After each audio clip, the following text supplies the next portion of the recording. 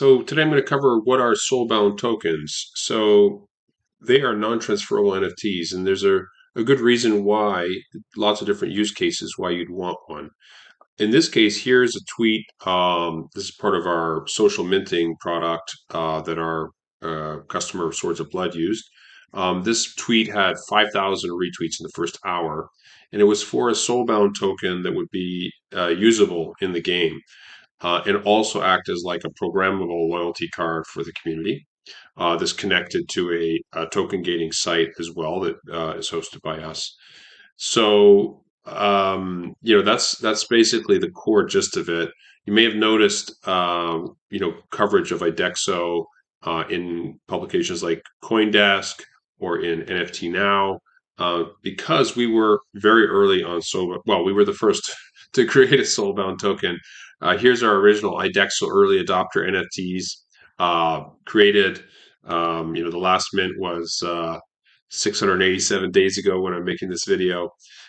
And even back then, we realized, well, let's create a special collection for a community that isn't transferable so people can't kind of game the system. And at the same time, that is upgradable.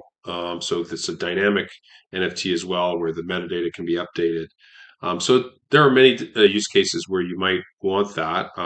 Again, if you're giving something away that it would be part of your community, making it non-transferable, somewhat dissuades people from taking part solely for hoping to flip that item.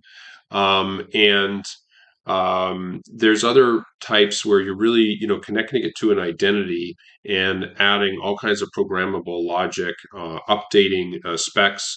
It has a lot of business applications as well in terms of, maybe it represents an asset that has changes over time. And so you want to update that metadata, but, have a immutable connection between, this non-transferable NFT and some specific data related to an asset or to a person or to, a configuration of some kind, a recipe.